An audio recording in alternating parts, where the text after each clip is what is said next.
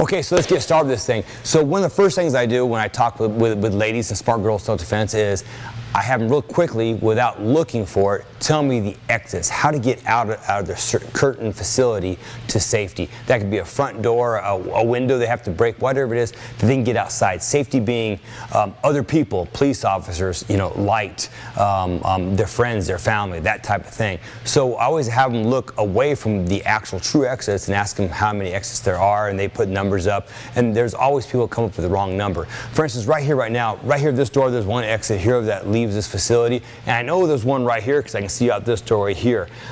If I was to look this way over here, I know these back rooms here, there is no exit behind there. If I was to film a class in this facility, a lot of ladies will say, you might be able to get out that way. Well, you don't know that for a fact. And the reason why that's important is if you have a small plan, you already know your escape route. When you walk into a restaurant, if you just look at where the doors are, it doesn't take a lot of time, at least you know. Why is that important? Let's say people are at a concert, something like that, and a real crowded type of facility, an event, and all of a sudden a fire breaks out. Hey, there's a fire going on. Where's the exit? Where's the exit? And then you look, and there's 100 people between you and the exit. Guess what? You're done. You're toast, literally. But if you had walked in the facility and you went, oh, exit, exit, exit, now when the fire broke out, you'd be running. And what nice thing about that is now you're in front of the other 100 people. It's not good for them, but it is good for you. So it's about survival for yourself first, so you can help others. So it's real important to have a plan. So it's always about awareness, things like that. Understand your environment, know where safety's at, things like that. But now, with that being said, let's get started a little bit. So I'm going to take my wife and kind of show you some ideas on distance and time, why that's so important. Because we do a lot of self-defense things, and people always want to learn the fighting stuff. What do you do if the guy does this, that, or the other thing to you? That's great. But honestly, the easiest thing is not be there. Don't be in that situation, and you don't have to fight. So for instance, my wife's down here, head is over here. I'm way back here. At this point in time, you can see how far away I am from her. So she doesn't have to worry about me punching or kicking her. So she's winning at this point. And she has time to react. She has time to do things, whatever that might be. If the closer I get, the less time she has to react. And it's getting scarier and scarier for her. Once I get in here, most people freeze. They just kind of freeze the moment. Guess what? It's too late. Boom, I've grabbed her.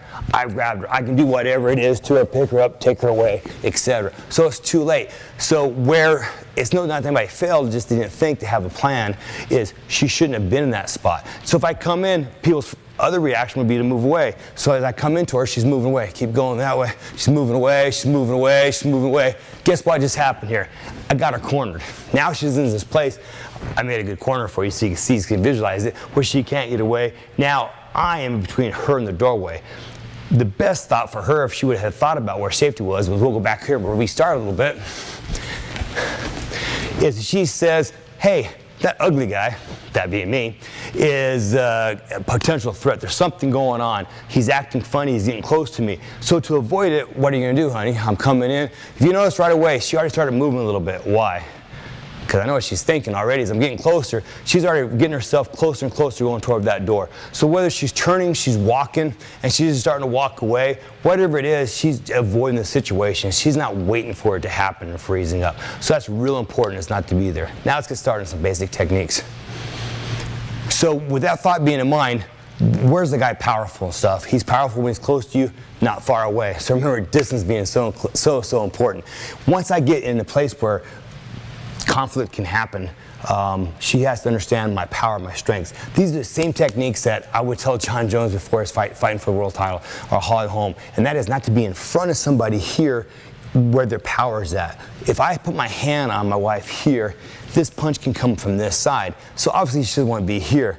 If I grab her here, she doesn't want to be here because I grab her. So a lot of people will do things like, if I grab the, knock my arm off, boom, and they stay right here, guess what? Boom. Now I might be bigger and stronger than her. So it's not as smart as going the other way, and that is taking somebody's back, their flank. So in military, more wars have been won by taking people's flanks than any other way. So it's always about someone sneaking behind somebody to get them. So for instance, if Heather's got her gun on me, and I got my gun on her, we're kind of equal at the moment. Although she's faster with a gun than I am, honestly. So we're equal. But this is where I'm going to cheat a little bit. Now who's going to win? So what, in essence, I have got this angle on her. I am taking her back. I'm away from all of her power, all of her weapons and stuff. I'm winning, get to distance and time. But we don't have guns. So concealed carry would be great, but you don't always have those things available, so you don't want to be there. So when I grab my wife here, instead of being here in front of me, this is what she's going to do. So I actually do it at speed here. I grab her, boom, she goes. Now if you notice, you can do that again, maybe the camera can pick it up. Watch what she does. Boom, she goes. Not only does she go behind me, but she's also knowing where the exit is at. So a lot of things are going on, all because she thought about where the exit was, but also taking my back. That's the concept. And if you watch fighting at its highest level, it's all about being in the right place at the right time. Don't be in the wrong place because you get hit, you get hurt, you get choked out, etc. So what's going on in slow motion here, so I'm grabbing my wife's shoulder, let's say for instance. She's actually going to hit my arm with a bone in her arm here. So more like the all in the bone here. You don't have to, you can hit with anywhere on your arm, but this is actually pretty strong, so it's a good technique. So she's rotating her body this way, hitting the all in the. Now, at this point in time, she knocked my arm off. Now I'm kind of crossed up, so I'm kind of like in a straight jacket. So I can't attack her with this side of my body. So I grab, she's there, and she's kind of behind me, and she's moving away. She's sometimes controlling me, push me, etc., just to get some distance and some time. What she's not going to do is knock my arm in and come to my center. She's also going to knock it in this direction here and then stay right where she's at, because now she has to do it over again, or she has to do it over again. But she's immediately go to my flank, go to my back, take their back. And that's the key word that in self-defense we talk about over and over. When possible, take somebody's back. So I go here, she goes to my back. Good. If I grab the other side, guess where she goes? She's gonna go to my back. Go, boom, she goes to my back. Where she doesn't want to stay is where I'm powerful and strong. So if you have time, you're always starting to flank off behind somebody. So I grab her here, she goes to my back. Bang. Good. Let's go on to the next one. So in the course, we get more detail on it, and we do a lot of repetition, because it's all about being there before, so you have a plan. When ladies first walk into our self-defense course, if I was to grab them, they just kind of freeze. They did nothing. That tells me what would really happen. What I'd rather happen is when I grab them, immediately they start going to my back. They're already moving. Even better than that is actually, I start trying to sneak up on them, and they're always kind of watching me and moving away.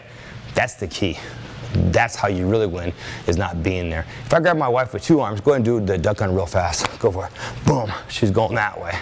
So if I grab her with two hands here, she's not going to fight the strength of my arms. She's just going to touch my arms.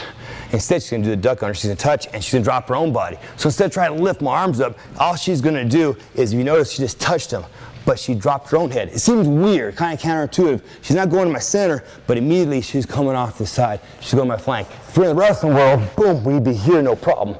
But in self-defense, get away. That's all she's doing. That's kind of fun pushing you, by the way. So I grab her, she's in duck under, pop under, and go away. So again, what she's doing, it's kind of a theory I have, what's called a theory of holes. There's always a hole, there's always an escape to safety. And that's what you have to think. But we're trying to make it where there's not a lot of thinking going on. So if I grab her here, she goes to my back. If I grab her here, she's going to my back, but she's going underneath to go to my back. And we're going to follow that one basic concept over and over with a couple other concepts to make the course easy, so it's not like a whole bunch of moves. Because I've seen, go ahead and grab me, honey. I've seen people say, okay, what you do this, you do this, you do this, you do this, you do this, you do this, you do this, turn around here, you do this. The best fighters in the world I have that make millions of dollars, I'm not going to have them do that. I'm just going to tell you right now, it's all about simplicity, and that's how they win their fights, and that's what I want you to do. Next, what I want to do is quickly go on to a wrist grab, kind of give you a basic on a wrist grab. When I grab my wife's wrist right here, the weakest part of my grip is actually my fingers right here. It is the thumb, there's no doubt about it, but actually right here would be the weakest part, but moving toward the thumb. So if I grab her, if she moves away from that grab immediately, she pops out of the hole. If I grab here, she comes down out of the hole. If I grab this side, she goes that way. If I grab this side, she goes that way. So if I try to grab her, if she just moves her hand real fast, move her hand real fast. Quick, don't even let me grab you. Good, go. And just let me grab you. Boom. She pulls her hand out right away. If I get on tight, hold on tight, which will happen when you're caught off guard, now she can make a circle. A small circle, sometimes a big circle. So she makes a circle. Good. Watch this happen. When she made a circle, she keep going now, it's whole arm. Ow. and it pops out my fingers right here. So just make a circle. It doesn't matter which direction. Don't even worry about that. Just make a circle. So she circles to the right, she circles the other way. Whatever way she goes, she just circles. Good. Big circles, small circles, it doesn't really matter. She makes a circle, she tries to get out of it. In a perfect roll, she's make a circle, boom, and she knows because that was her exit. But no matter what, you got to get free first and then find your exit. So you got to get out of the weakest part of the grip. That's real important. As somebody grips tighter and harder to you, and here she can use her other arm to hit my arm. Boom, guess what she just did? She followed that concept. Go ahead and do the technique for me. Bang. So what you do? She hit my arm. The cool thing about it, so now when she hit my arm, it pulled out. See, it pulled out my fingers, but it was her whole body strength against it. So the one concept, but look where she's going. Right there. She's going that way toward the door, and she's taking my back. Because she understood she doesn't want to be here. She doesn't want to be here. She doesn't want to be here with somebody that could be stronger, more skilled than her. She's quickly thinking fast and getting the escape route. So I grab her again, she knocks down. Bang, she goes out.